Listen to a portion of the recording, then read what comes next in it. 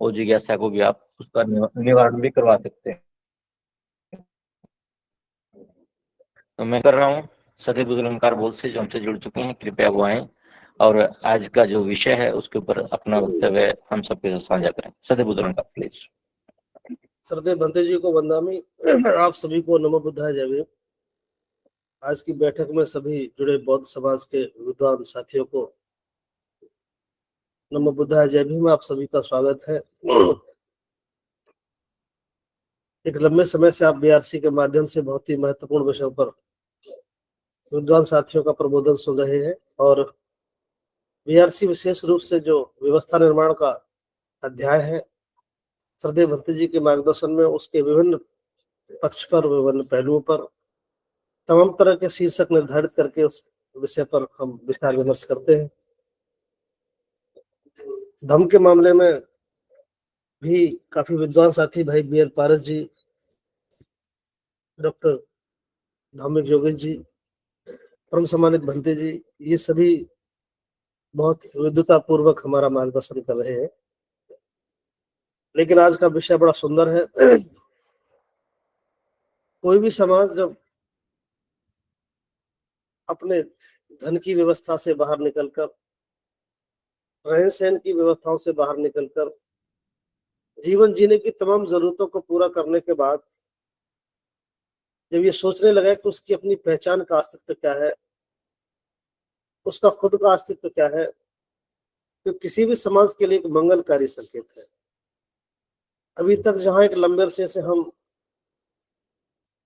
सिर्फ यहीं तक सोच पा रहे थे कि हम जीविका कैसे चलाएं, घर मकान का बंदोबस्त कैसे करें और छोटी मोटी बातों का प्रबंधन कैसे करें, इन सबसे बाहर निकलते हुए आज जब ये सोचने लगे कि हमारी अपनी पहचान क्या हो, हम अभी समाज बने कि नहीं बने, इसका तात्पर्य है कि जरूर हम एक गंभीर दिशा में काम कर रहे हैं। और एक ऐसा समाज जो अपने अस्तित्व के लिए, अपनी पहचान के लिए विचार करना प्रारंभ कर दे, तो समझो एक बहुत बड़ा मंगलकारी संकेत है। उसकी सोच सही दिशा में जा रही है। भरण पोषण से बाहर निकलकर मात्र जीवन जीने की व्यवस्थाओं से बाहर निकलकर जब अस्तित्व के लिए सोचने लगा जाए, तो समझो हम एक समाज बनने की दिशा में है। और मैं समझता हूं, मैं अपने जीवन काल में जो बता रहा हूं आपको, शिक्षा प्राप्ति के बाद, नौकरी पाने के बाद, इन सब चीजों को पाने के बाद हमने कभी सोचा भी नहीं कि हम कभी अपनी पहचान के बारे में भी चर्चा करेंगे। ये हमारे विचारों में ही नहीं था। जितना हम समझ पाए अपने पूर्व के लोगों से, अपने पूर्व के मार्गदर्शकों से, वहीं तक बात सीमित थी। लेकिन आज बड़ा अच्छा एक नया द्वार खुला है कि जब हम एक बहुत बड़े प्लेटफॉर्म पर, एक बहुत बेहतरीन मार्गदर्शन में, जब एक समाज की पहचान के विषय में चर्चा करने के लिए बैठे हैं। और पहचान करने की जब बात शुरू होती है तो इसका मतलब उसमें बहुत सारी चीजें छुपी है। पहचान कोई ऐसे ही नहीं बनती। अभी तो पिछले अध्याय में हम देख पाए कि जो हजारों वर्ष से एक ऐसा समूह लोगों का जो समाज ही नहीं रहा, उसकी इतनी दुर्दशा हुई, वो इतना व्यथित हो गया। एक बहुत बड़ा समूह जो समाज ही नहीं रहा, हजारों साल तक जो इतना व्यथित रहा है, केवल समाज बनने के लिए ही संघर्ष रहा है। तो एक लंबा दौर तय किया है हमने इस समाज के व्यवस्था को बनाने के लिए। और अब हम एक ऐसे चरण में प्रवेश कर रहे हैं जब पूरी तरह हम एक पहचान की तरफ चिंता करने लगे कि अब हमारी एक पहचान क्या है। तो आइए, पहले तो चूंकि हम समाज के बारे में अभी तक बड़े चिंतित थे, तो कोई भी ऐसे एक समूह जो जिसे अपना आदर्श मानता है, उसकी विचारधारा पर आधारित जो लोग होते हैं, उनका कोई समूह बनता है, तो फिर वो कह सकते हैं कि अमुक विचारधारा पर आधारित एक समाज।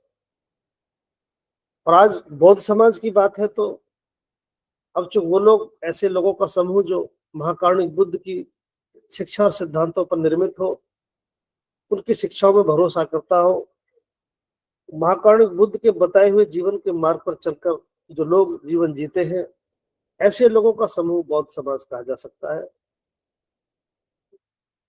और ये मार्ग हमें बाबा साहब अम्बेडकर जैसे महापुरुष ने दिया,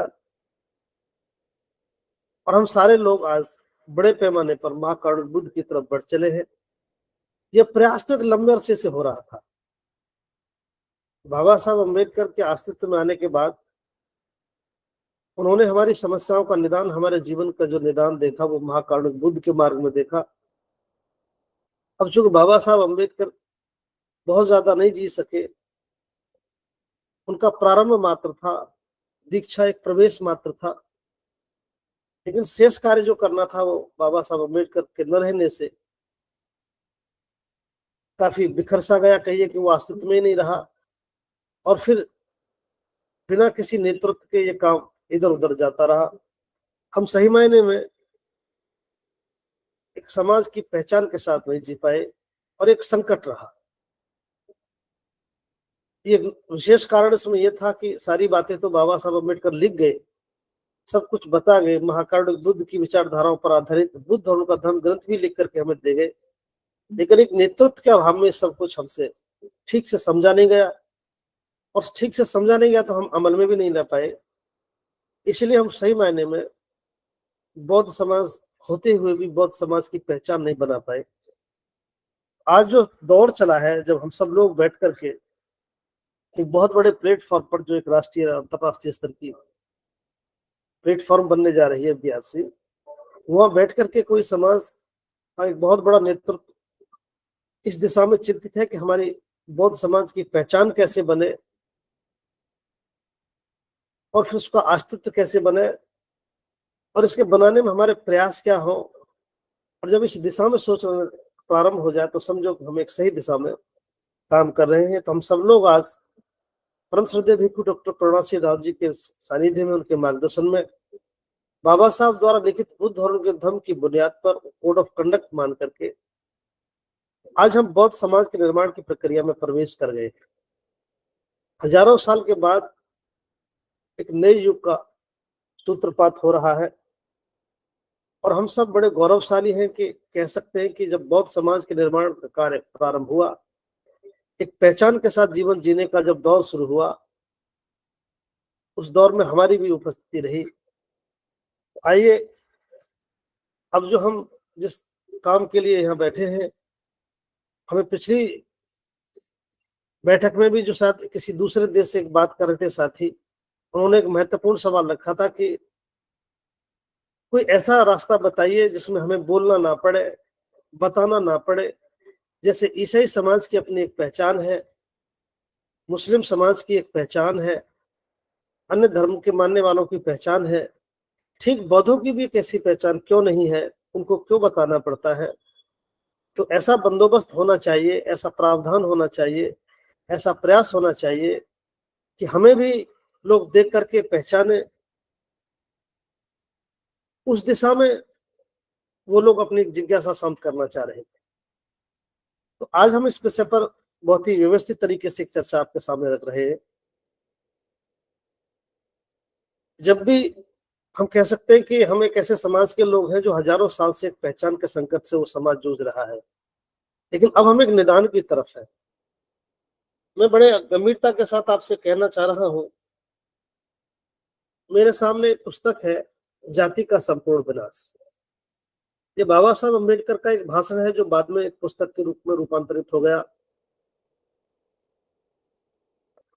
बाबा साहब का 18 मार्च का ऐतिहासिक भाषण, जो बाबा साहब अम्बेडकर के जीवन का अंतिम भाषण है। वैसे तो उसके बाद भी बाबा साहब ने बोला, लेकिन ये अपने आप में जिस तरह बाबा साहब का एक महत्वपूर्ण भाषण है सन 56 का, 18 मार्च का आगरा आने पर, और एक ये बुद्ध और उनका धम्म, इसमें एक भाषण और है, गुलामी से मुक्ति का मार्ग। असल में ये ऐसे बाबा साहब के भाषण है और एक लिखा हुआ ग्रंथ है जो श्रद्धेय भंते करुणासिंह जी के आने से पूर्व में भी हमारे पास था, देश में उपस्थित था, लेकिन इनको ठीक से समझने का जो काम किया, या हम कह सकते हैं कि जिस मकसद से बाबा साहब अम्बेडकर ने जो अपने भाषण दिए, ये बाबा साहब अम्बेडकर ने बुद्ध धर्म का धर्मग्रंथ जिस मकसद से लिखा, वो मकसद ही अब समझ में आने लगा है। इसको ठीक से श्रद्धेय भंते करुणा सिंह जी ने समझा। ये ठीक वैसे ही समझा जैसे मान्यवर साहब ने जाति के संपूर्ण विनाश को पढ़ करके जो बड़ा काम किया। तो इन बाबा साहब के संबोधनों को, बाबा साहब के द्वारा लिखे धर्म ग्रंथ को इतना बारीकी से, इतना गंभीरता से जो समझने का प्रयास भंते जी ने किया, ये उसका ही परिणाम है कि आज देश में जो चर्चा विकसित हुई है कि लोग जहां रोजी रोटी के बारे में सोच रहे थे, जहां मात्र पढ़ने लिखने के बारे में सोच रहे थे, जहां लोगों के मात्र जीवन जीने के अच्छे साधनों को तलाशना मात्र था, आज एक बहुत बड़ा हिस्सा इस बात के लिए चिंतित हो गया है कि हम बौद्ध समाज कब बनेंगे, और बौद्ध समाज बनेंगे तो कैसे बनेंगे, उसकी अपनी पहचान कैसे होगी, उसका अपना वजूद कैसे होगा, अपना अस्तित्व कैसे होगा। ये इन्हीं का परिणाम है कि लोगों ने चर्चा इस पर करना प्रारंभ कर दिया है, क्योंकि ठीक जगह से चर्चा शुरू हुई है, एकदम ठीक जगह से चर्चा शुरू हुई है, इसका स्रोत भी एकदम ठीक है। अब जब ठीक स्रोत है तो निश्चित रूप से इसका प्रावधान भी उसमें लिखा है, उसके मापदंड भी उसमें लिखे हैं। बस एक प्रोसेस कैसे हम अस्तित्व में आए, वो एक समझने की बात थी जो भंते जी ने बड़ी सरलता के साथ हमें बताई है। हम असल में जिस चीज को बड़ा गूढ़ समझ रहे थे, जिसे बड़ा क्लिष्ट समझ रहे थे, जिसे उलझन भरा समझ रहे थे, या ऐसा महसूस कर रहे थे इसके लिए विशेष प्रावधान होगा कोई, उन तमाम जटिलताओं को, तमाम उलझनों को, तमाम गूढ़ ज्ञान की बातों से बाहर निकलकर जितना इसका सरलीकरण भंते जी ने किया है, वो इसलिए आम लोगों तक पहुंच गया। अब ये चर्चा आम लोगों की हो गई कि हमारा बौद्ध समाज बने, पहचान के साथ बने, हमारे अपने एक अस्तित्व हो। तो ये इसलिए हो सका कि ये जो ग्रंथ है, जो बाबा साहब के भाषण है, भाषण का जो मुख्य प्रयोजन है, जो बाबा साहब जो चाहते थे, वो बात आज आम जनता तक पहुंच गई, सरलता के साथ पहुंच गई। और फिर लोग क्यों ना माने, जब बात बाबा साहब अम्बेडकर की हो तो ऐसा हो ही नहीं सकता कि लोग उससे आंदोलित ना हो या उस बात को ना माने। तो आइए अब हम जब ये चर्चा कर रहे हैं कि बौद्ध समाज की पहचान का अस्तित्व, निश्चित रूप से पहचान के संकट में कोई भी समाज अपने अस्तित्व को खो देता है, और हमारी भी जो दुर्दशा हुई है वो इसलिए हुई कि जो पहचान थी हमारी, वो पहचान हमारी मिट गई और हम अस्तित्वहीन हो गए, और समाज भी नहीं रहे। आप समझ लीजिए बात कितनी छोटी सी है और अनर्थ कितना बड़ा है। एक पहचान के अभाव में जो समाज समाज ही नहीं रहा, जिसका अस्तित्व ही खत्म हो गया, और आज ये कैसे संभव हो सकता है कि बिना पहचान के समाज अस्तित्व में आ जाए। तो आज जो धम्मभूमि काम कर रही है वो निश्चित रूप से एक ऐसे बौद्ध समाज की स्थापना का कार्य कर रही है जिसकी एक अपनी पहचान हो, उसका एक अस्तित्व हो, उसको बहुत अच्छे से समझा जा सके और पहचाना जा सके। इस सब के लिए जो हम काम शुरू कर रहे हैं, जिसके लिए भंते जी ने काम प्रारंभ किया है, उसकी बुनियाद है बुद्ध और उनका धम्म।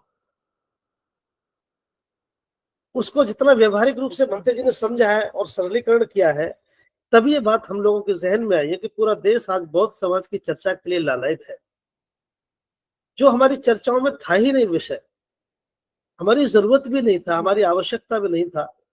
आज लगने लगा है कि बिना इसके तो हमारा जीना ही दुश्वार है। धन, संपत्ति, शिक्षा, वो सब इससे छोटी लगने लगी है।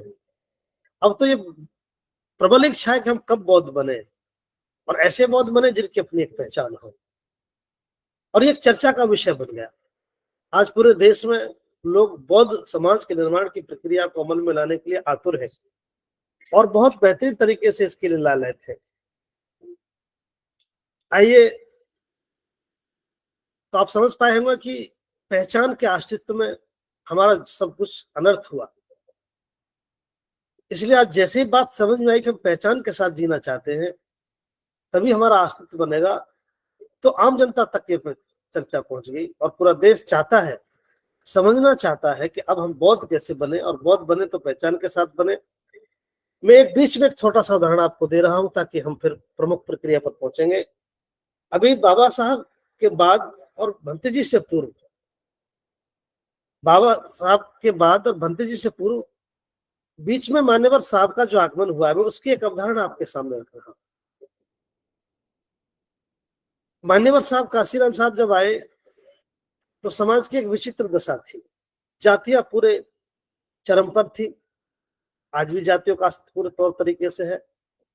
तो हजारों जातियों में बटे समाज को बहुजन समाज का नाम देकर के, एक बहुजन समाज की अवधारणा देकर के साहब काशीराम साहब ने जैसे ही बहुजन समाज को अस्तित्व में लाए, जातियों को जोड़ने का जैसे ही काम किया, तो एक अवधारणा उतरी, बहुजन समाज की एक अवधारणा बनी। भले ही वो उस स्वरूप में इकट्ठा नहीं हो पाए जितना साहब चाहते थे, लेकिन समाज को इकट्ठा होने की एक अवधारणा जुटी और एक परिणाम निकला। उसका एक परिणाम आया कि सारे देश में छोटी छोटी जातियों में जो बटा समाज था, जिसका कोई अस्तित्व नहीं था, वो बहुजन समाज से एक अस्तित्व में आया। और अस्तित्व में आने के बाद उस समाज ने शासक सत्ता बनने की अनुभूति को महसूस किया, अनुभूति हुई उसको, और उस दिशा में काम हुआ। देश के एक बहुत बड़े सूबे में एक दबा कुचला हकवंचित समाज शासक बना। ये एक महापुरुष द्वारा किया हुआ एक प्रयास पूरे देश को एक दिशा दे गया। अब समझ सकते हैं कि समाज बनने की जो प्रक्रिया शुरू हुई, जातियों से समाज की तरफ जैसे ही रुख बढ़ा, एक छोटा ही प्रयास हुआ पहली दिशा में, उसने सारे देश में एक निजाम बदला और हमारा एक अस्तित्व बना, हम एक पहचान बन पाए। मुझे आज भी याद है, एक दूसरी व्यवस्था के आदमी ने कहा एक दिन, मुझे समझाते हुए कहा उसने कि बुद्धलंकार जी, नमो बुद्धाय, जय भीम, ज्योतिबा साहब, बहुजन, तथागत, पंचशील, धम्मचक्र, हाथी, नीला झंडा, नीला रंग, इनमें से आप कुछ भी कहें, एक ही बात है। दूसरी व्यवस्था के बहुत चतुर और योग्य व्यक्ति ने मुझे समझाते हुए कहा कि मैं जानता हूं आप क्या कहना चाह रहे हैं।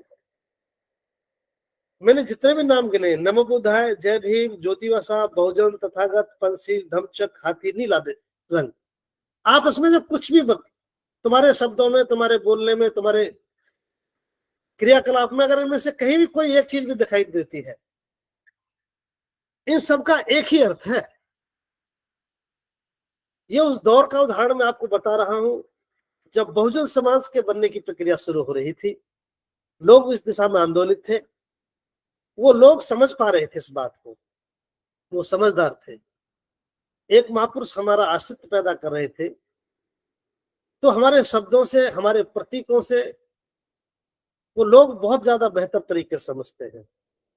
आप समझ लीजिए, वो आदमी ये कह रहा है कि इनमें से आप कोई शब्द भी कहें, कोई प्रतीक भी दिखाई दे, चर्चा में इनमें से कोई भी एक चीज आ जाए, इस सबका एक ही अर्थ है, हम एक ही बात समझते हैं। ये सब वहीं ले जाती है जहां जाना चाहिए। तो पहचान बनने की प्रक्रिया साहब के जमाने में जब शुरू हुई तो लोगों ने इसको गंभीरता से लिया। उनकी नजर में अगर कोई सत्ता निर्माण की बात करता है तो बर्दाश्त हो सकती है, कोई बहुत बड़ी बात नहीं, लेकिन व्यवस्था निर्माण का काम एक पहचान के लिए होता है तो बहुत बड़ी तकलीफ दे है। तो आज का जो बहुत महत्वपूर्ण मामला है, जिसके लिए पूरा देश चिंतित है और विचार करने लगा है, ये अपने आप में बहुत गजब की अवधारणा है। भले ही एक राजनीतिक रूप से, सामाजिक रूप से अवधारणा पैदा हुई, लेकिन जैसे जातियों के अस्तित्व को समाज के निर्माण में प्रयोग किया और समाज बनने की दिशा में प्रारंभ हुआ, तो निर्माण की प्रक्रिया शुरू हुई, अस्तित्व बना। ये दौर बीच में आया, चूंकि साहब का भी जीवन बहुत दिनों तक नहीं चला। तो साहब ने कहा कि मैं अंततः बाबा साहब अम्बेडकर की ली हुई धम्म दीक्षा 14 अक्टूबर सन 1956 की 50वीं वर्षगांठ के अवसर पर 14 अक्टूबर सन 2006 को मैं महाकारुणिक बुद्ध की शरण ग्रहण करूंगा। ये मान्यवर साहब का ऐसा कहना बाबा साहब अम्बेडकर का अक्षर से पालन करना था और वही काम करना था जिसकी जरूरत थी, लेकिन वक्त से पहले साहब हमारे बीच से चले गए। लेकिन साहब का ये कहना कि मैं बाबा साहब की 50वीं वर्षगांठ पर दीक्षा दिवस की मैं स्वयं करोड़ों लोगों के साथ महाकारुणिक बुद्ध की शरण ग्रहण करूंगा, इसका मतलब था कि बाबा साहब अम्बेडकर की बात को उन्होंने ठीक से समझा और बौद्ध समाज के निर्माण उनकी प्राथमिकता में था। महापुरुषों में कितनी समानता है विचारों में। तो ये वहां से बीच में दौर आया, लेकिन आज हम कह सकते हैं कि बाबा साहब अम्बेडकर के बाद जो समाज निर्माण की अवधारणा साहब के द्वारा आई, आज वो एक कदम और आगे बढ़ी। अब उसका एक अगला पूर्ण अध्याय शुरू हुआ। उषा श्रद्धेय बनते करुणा सिंह राव जी ने जो बहुत बड़ा संकट था समाज का, एक पहचान के साथ बौद्ध समाज का निर्माण को अस्तित्व में लाना, ये प्रक्रिया प्रारंभ हुई और आज हम देख रहे हैं कि पहचान के साथ भारत में बौद्ध समाज निर्माण की प्रक्रिया का दौर प्रारंभ हो गया है। आज से पूर्व जैसे मान्यवर साहब काशीराम साहब को युग प्रवर्तक के रूप में हम देख रहे हैं,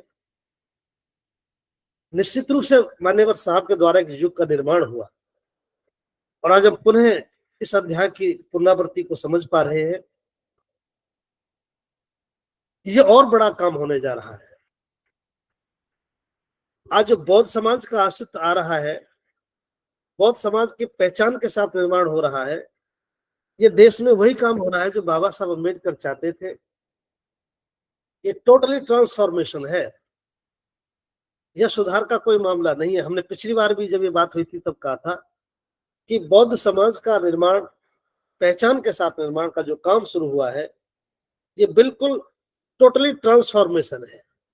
इसमें कुछ ऐसे नहीं जैसे पुराने मकान में डेंटिंग पेंटिंग करके सुधार रहे हैं, बिल्कुल नहीं। पहले उसका उन्मूलन है, इरेडिकेशन है, इनिलेशन ऑफ कास्ट को ठीक से बाबा भंते जी ने समझा, पूर्णतः उन्मूलन है और उसके बाद बौद्ध समाज की स्थापना अपनी पहचान के साथ है। तो आइए अब जो ये काम हो रहा है बौद्ध समाज के निर्माण का मामला,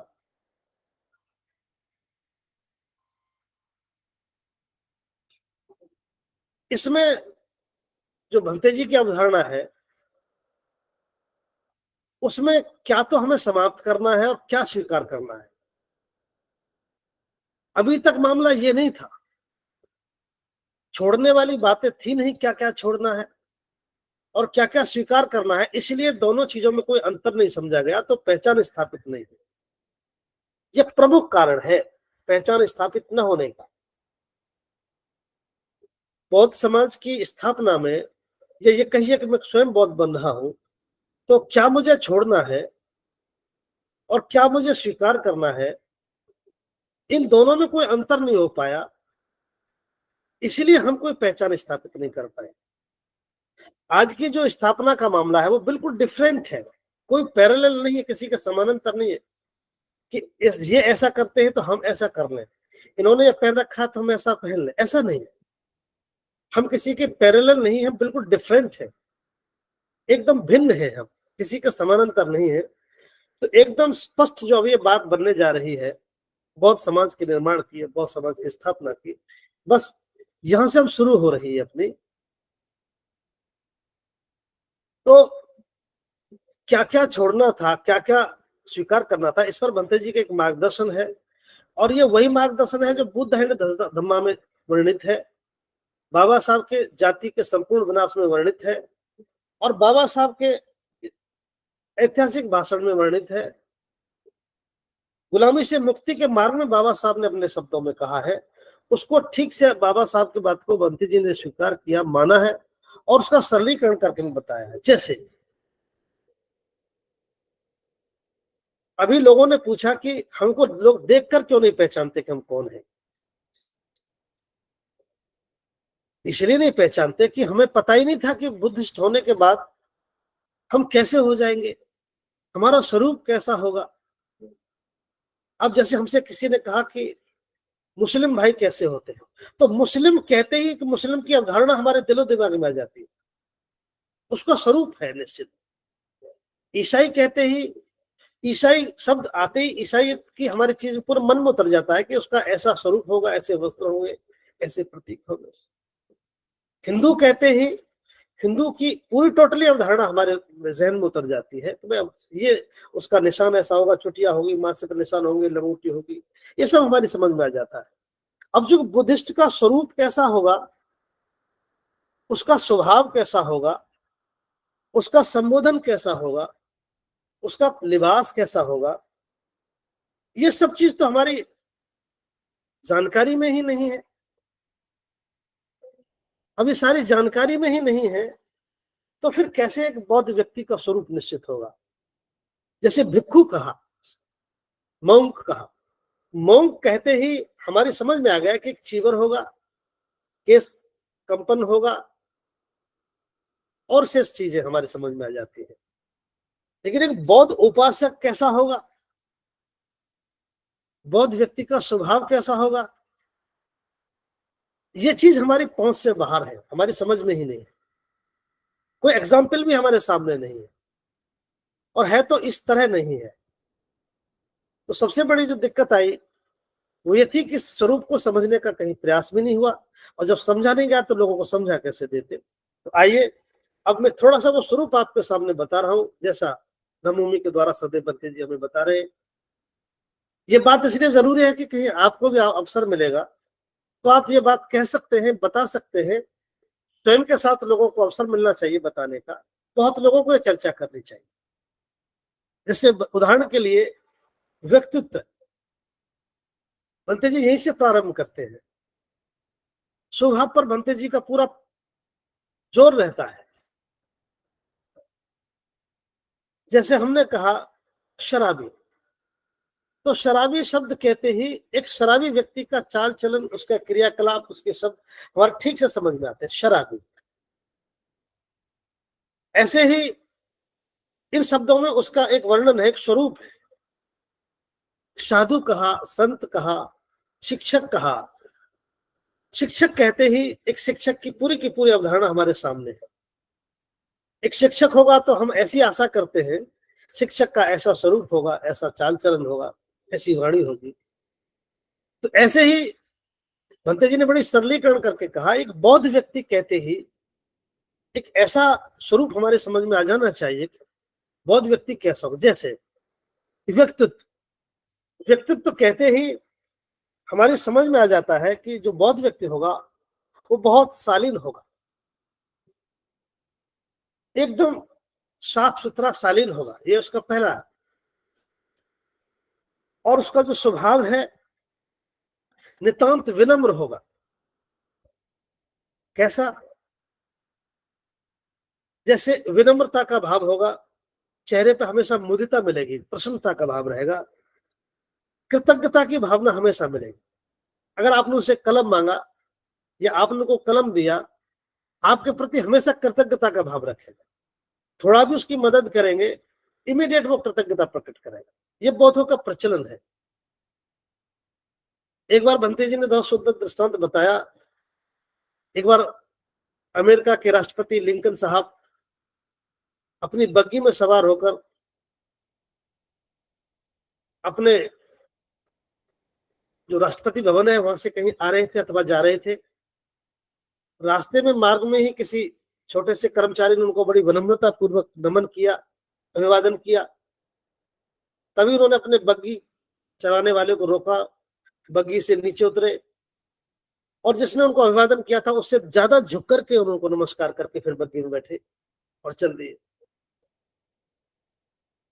बग्गी में उनके साथ जो सवार लोग थे उन्होंने कहा, साहब आप देश के राष्ट्रपति हैं, आप नीचे उतर कर गए, उनको नमन किया आपने, ऐसी कौन सी विशेष बात थी, वो तो सामान्य व्यक्ति था। तो लिंकन साहब ने कहा कि नहीं, भले ही वो सामान्य व्यक्ति था लेकिन मैं नहीं चाहता कि विनम्रता के मामले में कोई लोग मुझसे, शिष्टाचार के शिष्टाचार निभाने के भाव में मुझसे कोई ज्यादा आगे निकले। मैं शिष्टाचार निभाने के मामले में सबसे आगे रहना चाहता हूं। तो ये उनकी विनम्रता का भाव था, उनका करेक्टर था। तो ये बौद्ध लोगों का भी एक बहुत सुंदर करेक्टर है, एक लक्षण है कि उनमें कृतज्ञता का भाव सबसे ज्यादा रहता है। वो किए हुए कार्य के प्रति कृतज्ञता प्रकट करने का भाव रखते हैं, ये बौद्धों की पहचान है। सेवा का भाव, इमीडिएट देखते ही सेवा का भाव बौद्धों में मिलेगा। अगर वो स्वयं अनुभूति कर रहे हैं, महसूस कर रहे हैं कि इस व्यक्ति को सेवा की जरूरत है, तो बिना देर किए हुए, जैसे मदर टेरेसा का नाम आते ही हमारे दिलो दिमाग में एक फिगर उतर जाती है कि वो सेवा की बहुत बड़ी एग्जाम्पल है। ऐसे लोगों की सेवा करना जिन्हें लोग देखना पसंद नहीं करते, जिन्हें छूना पसंद नहीं करते, जो शरीर से क्षत विक्षत हैं, गंदे हैं, ऐसे लोगों को नहलाना, उनके घावों पर मरहम लगाना, ये करेक्टर समझ में आता है। मदर टेरेसा का नाम लेते ही उनका एक लक्षण, उनका जीवन का स्वरूप समझ जाते हैं हम लोग। ऐसे बौद्धों का भी एक स्वभाव है। जो बौद्ध होगा, जो महाकारुणिक बुद्ध का न्याय होगा, उसमें सेवा का भाव बहुत सुंदर है। ये भंते जी ने बताया, हम महसूस कर रहे हैं कि आज ऐसा हम देख रहे हैं। और सहायता का भाव भी, सेवा और सहायता दोनों के सुंदर भाव बौद्धों में होते हैं। तो मेरा अनुरोध था कि व्यक्तित्व और उसका स्वभाव बौद्धों का ऐसा होता है, उनके लोग देखकर पहचान लेते हैं कि जरूर ये बुद्ध का दिया है। दूसरा, ये पहचान है हम लोगों की, ये अस्तित्व निर्माण का पूरा प्रक्रिया है। दूसरा, हमारा जो संबोधन है, जैसे टेलीफोन भी आता है, भत्ते जी की दंदिशताओं में हमें जानकारी मिलती है। अगर टेलीफोन आता है या हम भी दोनों लोग मिलते हैं आपस में, जाओ तो कोई पूछते हैं, आप पता है बुद्ध अलंकार जी आप कैसे हैं? तो तथागत की अनुकंपा है। अब तथागत की अनुकंपा कहना ये निसंदेह बताएगा कि बुद्धिस्ट व्यक्ति है। तो जो हमारे संबोधन है वो बताते हैं कि हम निश्चित रूप से बुद्धिस्ट हैं। नमो बुद्धाय बोलना, तथागत की अनुकंपा कहकर बोलना, ये बताता कि हम बुद्धिस्ट व्यक्ति हैं। भाषा शैली, आप किसी व्यवस्था के व्यक्ति से बात करिए, चाहे वो मुस्लिम भाई है और जो व्यवस्था के लोग हैं, वो जब बोलते हैं उनकी भाषा, उनकी शैली दोनों ही बताती है कि अमुक का अनुयायी है। हम भी चूंकि बुद्धिस्ट हैं, हमारी भाषा शैली में भी ये बात होनी चाहिए। हम श्रद्धेय कहते हैं, श्रद्धेया कहते हैं, तथागत की अनुकंपा बोलते हैं, मंगल बोलते हैं, मंगलकारी बोलते हैं। ये ऐसे कुछ शब्द हैं जो हमारे ये बताते हैं कि हम लोग बुद्धिस्ट हैं। और जो बहुत ही महत्वपूर्ण कार्य है, इन सब से बाहर हमारा व्यक्तित्व, हमारा पहनावा, हमारा संबोधन, हमारी शैली। पहनावे के मामले में बंते जी ने बहुत बड़ा काम देश में किया है। इसमें कोई संदेह नहीं कि बंते जी से पूर्व भी लोग श्वेत वस्त्रों को प्राथमिकता देते थे, लेकिन इसके अर्थ बदल गए। उस वक्त श्वेत वस्त्र पहनना जो भावनाएं थी, जो अर्थ था, वो जो था वो, लेकिन आज की संदर्भ में इसको जो पहचान दी है, चाहे हम सफारी पहनने वाले लोग हैं, बंते जी ने कहा कि जो श्वेत वस्त्र पहने लोग विशेष अवसरों पर, और एक बात को बहुत गंभीरता से जोड़ा है, जो दुनिया के बौद्धों को बंते जी देखते हैं, वो बाहर भी अध्ययन करते हैं, विश्व की जो धरोहर है, जो विरासत है दुनिया के लोगों को। बंते जी ने एक बहुत सुंदर अवधारणा दी है कि साड़ी से लोगों को बचाइए, महिलाओं को बचाइए। साड़ी पहनना बौद्धों की परंपरा नहीं है, वो ज्यादा क्या बिल्कुल भी ठीक नहीं है। तो जो साड़ी है, साड़ी से बचा करके सूट पहने, पैंट शर्ट पहने, सफारी पहने, कुछ भी पहने, लेकिन साड़ी से परहेज करें। तो इस तरह श्वेत वस्त्रों का प्रचलन और श्वेत वस्त्रों में क्या क्या पहने, इसको वर्गीकरण करके बहुत अच्छे से बताया है। तो आज हम देख रहे हैं कि बड़े पैमाने पर श्वेत वस्त्रों का प्रचलन हुआ है। उसके बाद जो और महत्वपूर्ण कार्य है, ये तो हमारा व्यक्तिगत रूप से रहा। अब बंते जी ने कहा कि कैसे हम पहचान और प्रतीकों के साथ अमल में आए, तो बंते जी ने यहाँ तक कहा है कि हमारे भवनों का जो निर्माण है, जो भवनों की संरचना है, उस पर भी हम ध्यान रखें। पौधों के घरों में छोटा हो या बड़ा हो, फुलवारी जरूर होनी चाहिए। फूल के कुछ ना कुछ छोटे छोटे पौधे हो, अशोक का वृक्ष हो, वृक्ष हो, पौधे हो, लताएं हो, हमारे घरों की पहचान है। मैंने सत्य बंती जी के साथ में नागपुर गया तो चंद्रमणि नगर में मैंने देखा हर बौद्ध के दरवाजे पर वृक्ष था, लताएं थी। फूल होना तो जरूर है, क्योंकि प्रतिदिन तथागत बुद्ध को पुष्प अर्पित करना होगा, तो हमें बाहर नहीं जाना होगा। घर में किसी न किसी किस्म का पुष्प फूलों वाला पौधा होना ही चाहिए। ये बौद्धों के घरों की पहचान है। घरों पर प्रतीक के रूप में पंसील का ध्वज हो, घर में 5 प्रतीक हो, तथागत की प्रतिमा हो, बुद्धों का धम हो, पीपल के पत्ते हो आकृति के रूप में, अशोक की लाट हो, इस तरह घरों का वातावरण हो।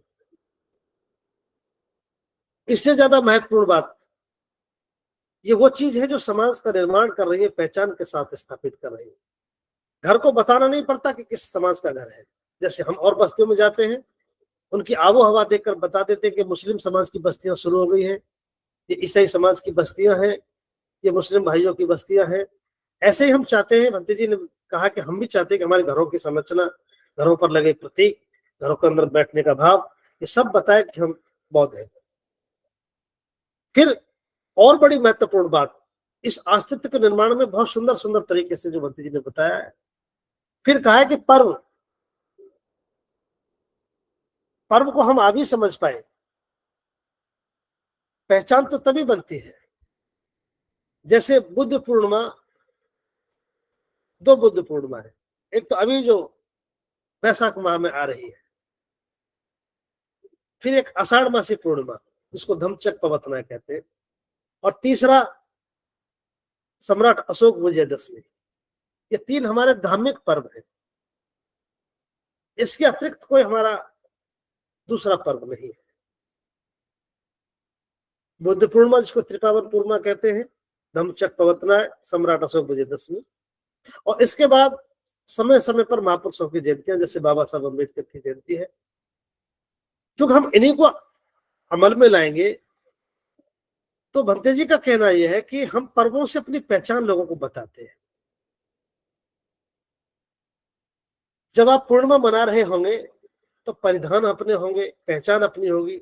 लोग कहेंगे कि बौद्ध समाज पूर्णिमा मना रहा है, बौद्ध समाज मना रहा है, संगठन नहीं, बौद्ध समाज पूर्णिमा मना रहा है, ये बौद्ध लोग। इसके साथ परंपरा, जैसे श्वेत वस्त्र पहनना हमारी परंपरा में आ गया, दीपक जलाना, बुद्ध पूर्णिमा वाले दिन, बाबा साहब की जयंती वाले दिन, सम्राट अशोक विजयदशमी, ये जो जो हमारे पर्व हैं, हम अपने घरों को सजाते हैं, संवारते हैं, अच्छा बनाते हैं। इसकी 2 अवधारणाएं हैं। जब पूरे दूसरी व्यवस्था के लोग जो हमारे अगल बगल रहते हैं, उनके घरों पर चिराग जल रहे होंगे उनकी व्यवस्था के अनुसार, और हमारे घर पर नहीं जलेंगे, तो लोग जरूर इस बात को पूछेंगे, भाई ये कौन लोग हैं जिनके घर में रोशनी नहीं है? तो कहेंगे ये बौद्ध समाज। ऐसे ही जिस दिन सबके घर पर अंधेरा होगा और आपके घर पर चिराग जल रहे होंगे, लोग उस दिन भी पूछेंगे, भाई ये कौन लोग? बोले ये बुद्धिस्ट लोग हैं, आज इनका पर्व है, हमारा पर्व नहीं। तो ये पर्व और परंपराएं हैं जो समाज की स्थापना करते हैं, समाज में पहचान स्थापित करते हैं, आपके अस्तित्व में लाते हैं। ये वो काम है जो अब तक नहीं हो रहे थे। हम किसी और के साथ ही दीपक जला देते थे, औरों के पर्वों में शामिल होकर उनके पर्व मना लेते थे। हम बिल्कुल साझे में काम कर रहे थे, इसलिए अपनी कोई पहचान नहीं थी। हमने पूरी तरह परित्याग किया जो चीज हमारी नहीं है, और उनका स्वीकार करना, उनको धारण किया जो हमारी अपनी है। इन्हीं चीजों से हम एक समाज का निर्माण कर पा रहे हैं। बुजुर्गों का सम्मान करना, जैसे हमारे बुजुर्ग जब गुजर जाते हैं तो उनके स्मृति दिवस पर हम कोई वर्षी टाइप जो दूसरी व्यवस्था के लिए वो नहीं करते। हम उस दिन बुजुर्गों के सम्मान, बुजुर्ग सम्मान समारोह करते हैं, समय समय पर पायस का वितरण करते हैं। हम कोई भंडारे नहीं करते, हमारे पायस वितरण होता है। इसके साथ उपोषित रखना, उपोषित हमारी परंपरा है। जब हम उपोषित रखते हैं तो एक श्वेत वस्त्र डाल करके रहते हैं, पूरे दिन पहचान के साथ रहते हैं, उपोषित हमारी परंपरा है। भिक्षुओं को समय समय पर घर पर बुलाना, जब भिक्षुओं को हम आमंत्रण करेंगे भोजन दान के लिए, धर्म देशनाओं के लिए, तो भिक्षु आएगा तो लोग पहचानेंगे भाई बौद्ध समाज के लोग हैं, इनके यहाँ भिक्षु सर्वोच्च रहते हैं। भिक्षुओं के आने से हमारा एक वातावरण बनता है। तो भिक्षुओं को बुलाना हमारी परंपरा है, धर्म देशना करानी हमारी परंपरा है, साप्ताहिक बुद्ध वंदना करना हमारी परंपरा है, धर्म ग्रंथ का वाचन करना हमारी परंपरा है, दिन के उजाले में शादी करना हमारी परंपरा है। ये वो परंपरा है जो हमारी एक पहचान स्थापित करती है।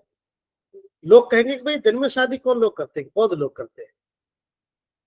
ये वो सारी चीज है जो आज सरलता के साथ भंते जी ने हमको बताई, और ये वो क्रियाकलाप है जो हमें अपनी एक पहचान दे रहे हैं। बौद्ध बनने की हमारी एक अनुभूति बनती जा रही है। ये तभी हो पा रहा है जब हम लोग ये सारे जो बहुत सरलता के साथ भंते जी ने बताया है। इसमें कोई धन भी खर्च नहीं होता, किसी के साथ झगड़ा नहीं होता, हमें किसी दूसरी व्यवस्था के लोगों को बुरा भला नहीं कहना पड़ता, उनसे कोई प्रतिस्पर्धा भी नहीं है, उनके प्रति कोई द्वेष भरी बातें भी नहीं है। जो कुछ है सब अपनी पहचान के साथ है, अपने क्रियाकलापों के साथ है। ये वो सारी चीज है। और इससे महत्वपूर्ण आप देखेंगे इसके बाद और एक महत्वपूर्ण काम जो बहुत महत्वपूर्ण है, संखार। अभी तक हम नहीं समझ पा रहे थे कि हमारे संखार कैसे हो, संस्कार। जैसे अवसर मिलता था, चूंकि हमारे पास कोई विकल्प नहीं था, कुछ लोग भिक्षु बुला करके सारे काम करा लेते थे, लेकिन भिक्षुओं की संख्या कम है, संस्कार तो समाज में लाखों रोज होते हैं।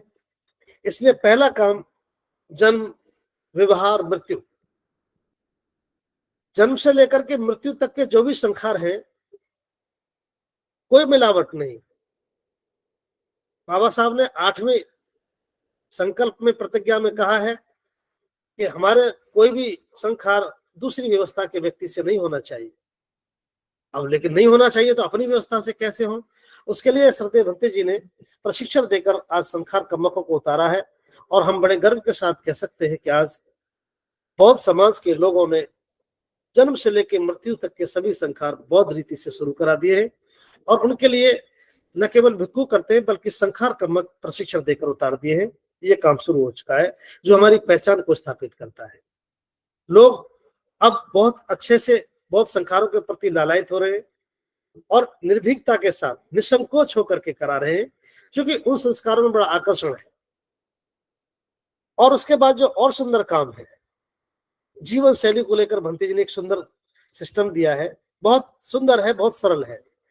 जैसे प्रत्येक घर में प्रातः 6 बजे सामूहिक वंदना होनी चाहिए। आज हम देख रहे हैं पहली बार पूरे भारतवर्ष में जो बुद्ध की शरणागत है, महाकारुणिक बुद्ध को मानते हैं, उन परिवारों में प्रातः 6 बजे बेटा बेटी, पति पत्नी, चाचा ताऊ, भैया भतीजे एक साथ थोड़ी देर के लिए बैठते हैं और वंदना करते हैं, त्रिशूल पंचशील ग्रहण करते हैं। कभी कोई कैंडल जलाता है, कभी बच्चे जलाते हैं, कोई घर में रिश्तेदार आ जाते हैं, रिश्तेदार जलाते हैं, और एक वातावरण बन रहा है। और इस छोटे से प्रयास से सुबह की शाम की त्रिशूल पंचशील वंदना ने घरों में एक सुंदर वातावरण बना है, एक प्रवेश बन गया है, प्रेम बढ़ा है, शिष्टाचार बढ़ा है, लोगों ने गुटखा पान बीड़ी छोड़ दिया है, शराब लोग नहीं पीते, जीवन शैली सुधरी है, एक पहचान बनी है।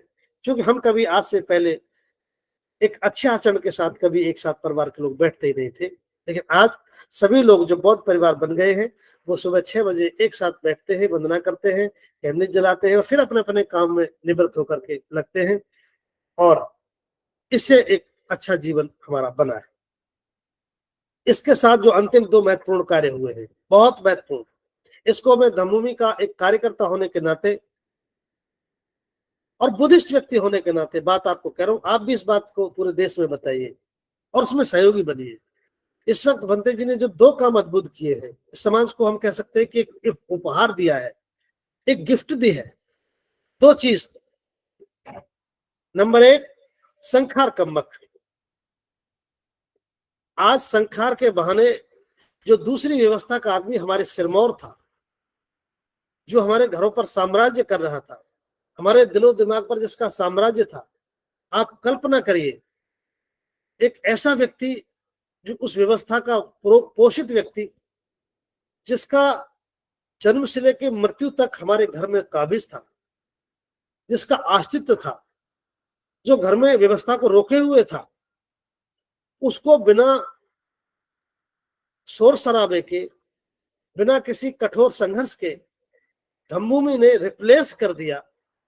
भंते जी ने जो संबोधनों से काम नहीं हो पाया, जो झंझटों के बाद काम नहीं हो पाया, भंते जी ने बहुत सरलता के साथ उसकी जगह पर संखार कमक उतार करके समाज को एक विकल्प दिया। और मुझे गर्व है इस बात को बताते हुए, धम्मभूमि का प्रतिनिधि होने कि देश को, आधुनिक भारत को, ये भंते जी द्वारा दिया हुआ एक बहुत सुंदर उपहार है कि जिसने समाज में एक बुरी व्यवस्था को रिप्लेस कर दिया। आज हमारा व्यक्ति सज धज कर आता है, सफारी पहन कर आता है, संस्कारकर्ता की एक पुस्तक लाता है, बुद्ध धर्म का दम लेकर घर में प्रवेश करता है, और उसके आने से घर में सुंदर वातावरण बनता है। चाहे जन्मदिन हो, बच्चों का केस कंपन हो, घर में कार आए, घर में कोई खुशी का वातावरण हो, संखार कमक पहुंचता है, मंगल कामना करता है, पुष्पों की बारिश करता है, और बहुत सुंदर तरीके से बौद्ध में वातावरण बनाकर परिवार को शील संपन्न करता है, और घर बिल्कुल प्रसन्न हो उठता है। देखने वाले भी कहते हैं वाह कितना सुंदर संस्कार है। एक प्रयास ने समाज को बुरी व्यवस्था से बाहर निकालने में बड़ा काम किया है। पहचान बनी, सम्मान बचा, धन बचा, और हमारा गौरव बढ़ा। एक व्यक्ति के समाज में उतरने से समाज की दिशा बदले। ये भारत में बाबा साहब अम्बेडकर की इच्छा के अनुरूप एक बहुत सुंदर काम हुआ है। ये भंते जी ने प्रशिक्षण देकर के सामान्य उपासकों को संखार कमक बनाया है, जिनकी बहुत बड़ी समाज में उपलब्धि है। पहला उपहार। दूसरा, मैं इसको पूरी मुस्तैदी के साथ कह सकता हूं, समाज की स्थापना करने में, पहचान बनाने में जो बहुत सुंदर कार्य किया है। दूसरा है प्रचारक की भूमिका। एक प्रचारक दिया देश को। एक तो तकलीफ के साथ ये बात बता रहा हूं, आप कल्पना करिए, बाबा साहब अम्बेडकर के दुनिया से जाने के 68 साल बाद भी, या कहिए कि बाबा साहब अम्बेडकर के से पूर्व भी और उनके बाद भी, लगभग बाबा साहब को भी आज 133 साल हो रहे हैं। इस लंबी अवधि में हम की क्या स्वरूप की कल्पना कर सकते हैं, जब देश में कोई प्रचारक ही नहीं है, प्रचारक की भूमिका में है ही नहीं कोई व्यक्ति। और मैं तो हैरान हूं, आज भारतवर्ष में भिक्खु भी, अगर कुछ को छोड़ दिया जाए अपवाद स्वरूप, तो भिक्खु भी प्रचारक की भूमिका में नहीं है। आप समझ सकते हैं, भारत में भिक्खु भी, कुछ भिक्खुओं को छोड़ दिया जाए अपवाद स्वरूप, पूर्ण रूप से वो भी नहीं है, तो धम्म की प्रचारक की भूमिका में नहीं है। तो उपासक तो प्रचारक की भूमिका में होंगे कैसे? या तो संगठन के लोगों, संगठन के कार्यकर्ता है। तो आज हम कह सकते हैं कि श्रद्धेय भंते जी ने लोगों को संगठन की सीमाओं से बाहर करके, कोई पाबंदी नहीं, केवल महाकारुणिक बुद्ध की शिक्षा के लिए, पर्व प्रतीकों को समाज में स्थापित करने के लिए, बौद्ध में प्रवेश बनाने के लिए प्रचारकों की भूमिका तय की और प्रचारक देश में उतार दिए। आज जो आप देख रहे हैं, मैंने एक ड्रेस पहन रखी है, ये सफारी है। ये देश में इस बात की पहचान बन चुकी है, ये प्रचारक हैं, ये धम्म के प्रचारक हैं। ये किसी संगठन के प्रचारक नहीं कि अमुक संगठन ऐसा काम कर रहा है, नहीं, ये इस बात के प्रचारक है कि धम्म स्थापित कैसे हो, धम्म के पर्व और प्रतीक क्या हैं, धम्म के संखार क्या हैं, बौद्ध धम्म का निर्माण कैसे होगा। ये धम्म के वाहक हैं, धम्म के प्रचारक हैं, ये धम्म की चर्चा करते हैं। न ये अध्यक्ष है, न उपाध्यक्ष है, न मंत्री है, न महामंत्री है, ये कुछ भी नहीं, ये केवल धम्म प्रचारक है, ये धम्म योद्धा है। ये दो उपहार श्रद्धेय भंते जी ने बहुत गजब के दिए हैं, और इन्हीं की बदौलत आज लगभग देश के 22 राज्यों में बौद्ध धम्म एक प्रचार के साथ अस्तित्व में आ रहा है। और अंतिम बात, बस 2 मिनट की बात और है। इन सब बातों को बताते हुए मैंने सिर्फ ये प्रयास किया है आपके सामने कि बौद्ध धर्म का मायने, बौद्ध समाज का मतलब, बौद्ध समाज में पहचान का मतलब, बिना पहचान के हमारा अस्तित्व खत्म हो जाने का मतलब, इन सब के बाद जो आज भंते जी ने जो बड़ा काम किया है वो पहली बार भारत में हो रहा है। और मुझे बताते हुए गर्व है कि आज पहली बार बाबा साहब अम्बेडकर की इच्छा के अनुरूप जाति के संपूर्ण विनाश का जो सार है, जाति और संपूर्ण विनाश, मैं समझता हूं आज भारत में पहली बार आएगा जब 27 अक्टूबर 2024 को भारत में राजस्थान की सरजमी जयपुर में जब जाति तोड़ी जाएगी। हमारी तमाम बाधाओं का कारण, जिस समस्या ने समाज को समाज नहीं रहने दिया, धर्म को धर्म नहीं रहने दिया, व्यक्ति को व्यक्ति नहीं रहने दिया, जितना बड़ा हमारा नुकसान, जितनी बड़ी हमारी क्षति, जो कुछ भी हुआ, उन सब का कारण है जाति। और बाबा साहब अम्बेडकर ने जाति को तोड़ने के लिए कहा। आज मैं कह सकता हूं यह पहचान का सच्चा स्वरूप जो होने जा रहा है, आज भंते जी ने आह्वान किया है जयपुर में 27 अक्टूबर 2024 को लगभग 5,000 लोगों की गरिमा में उपस्थिति में एक पहला काम होगा जब पहली बार भारत में जाति से मुक्त समाज होगा। बाबा साहब ने कहा, भंते जी ने समझा और हमको समझाया। बाबा साहब ने कहा 14 अक्टूबर 1956 को 3 ही शब्द कहे दीक्षा लेने के बाद, जो हमारे जिंदगी का एक निर्णय होना चाहिए था। भंते जी ने कहा बाबा साहब के जीवन का अंतिम निर्णय हमारे जीवन का पहला निर्णय बनना चाहिए था। और वो 3 बातें भंते जी ने कही। नंबर 1 बताया कि बाबा साहब ने कहा आज मैं बेहद खुश हूं।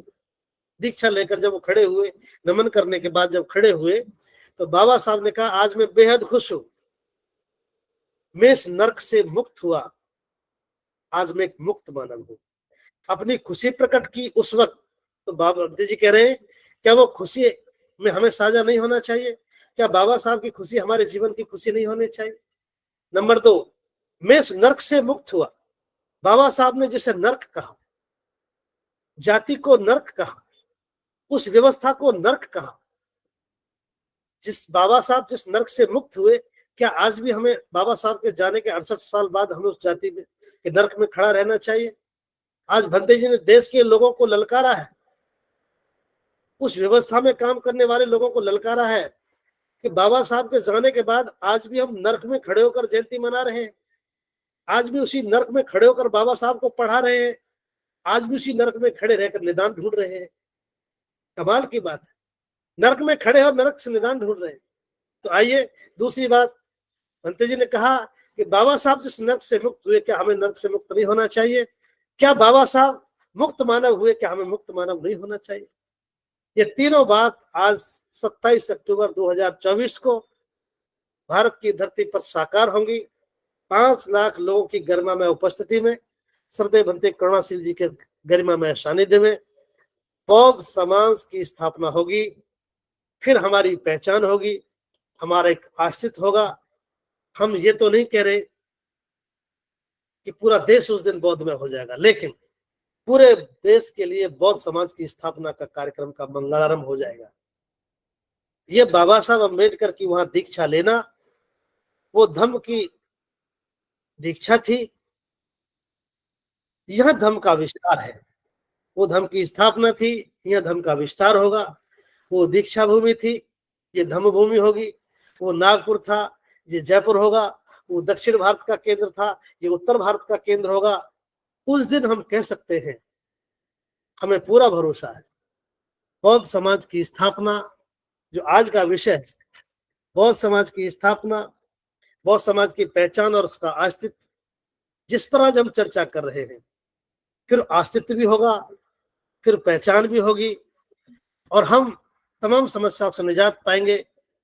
फिर ये तमाम सत्ताएं तो उपहार में मिलेंगी, चाहे वो शिक्षा की सत्ता है, चाहे राज सत्ता है, ये तो बहुत सेकेंडरी चीज है, हम तो बहुत बड़ी बात कर रहे हैं, वो तो एक बीज है। तो आइए आज भंते जी के मार्गदर्शन में बस ये पुनरावृत्ति करते हुए इस पहचान की कमी में हमारा बहुत बड़ा अहित हुआ, हमारा आश्रित खत्म हुआ। आज बौद्ध समाज, पहले समाज बना, अब बौद्ध समाज बनेगा, समाज का आश्रित आएगा और पहचान के साथ आएगा। हमारा जब निर्माण होगा बौद्ध समाज का, वो जाति मुक्त होगा।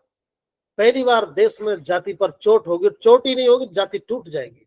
भंते जी ने दृढ़ता के साथ कहा है, जो जहां से, जिस गांव से, जिस नगर से, जिस शहर से 27 अक्टूबर को जो लोग वहां पहुंचेंगे, वहां पहुंचने से पहले उसी गांव के निकट इस जाति को दफन करके जाना, जाति से मुक्त होकर जाना।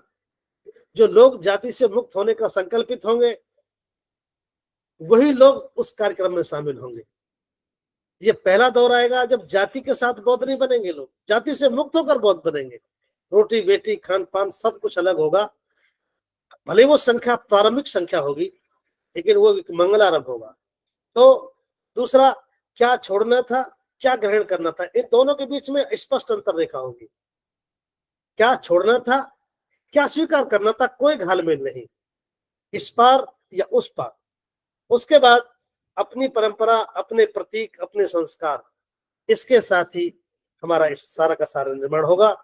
मैं समझता हूं इतनी सब प्रक्रिया के बाद ये कोई जटिलता नहीं है, सब कुछ बहुत सरल है। ये सब कुछ 27 अक्टूबर 2024 को एक नए युग का निर्माण होगा, नया भारत होगा। बाबा साहब अम्बेडकर का सपना जमीन पर उतरते देखेंगे। और ये सबसे गौरवशाली बात ये होगी, हम सब कृतज्ञ होंगे धम्मभूमि के सदैव भंते जी के, कि हम सब लोग भी मिलकर के इस महान आंदोलन में एक मुट्ठी भर, एक चिड़िया की तरह सहयोग करने वाले लोग हम सब लोग होंगे। मैं समझता हूँ ये सब करने के बाद हम कह पाएंगे एक सच्चे और अच्छे बौद्ध, एक सच्चा और अच्छा बौद्ध समाज। फिर हम कॉलर खड़ा करके कह सकते हैं, जो लोग हमें पूछ रहे हैं, हमें बोलना ना पड़े, हमें बताना ना पड़े, लोग देख करके कहें। जैसे ईसाइयों को पहचाना जा सकता है, वैसे बौद्धों की पहचान होगी, बौद्धों का आश्रित होगा। बहुत बहुत शुक्रिया, आज आप बीआरसी ने हमें बोलने का अवसर दिया, बात रखने का। सदैव भंते जी को बहुत आभार, सभी को नमो बुद्धाय।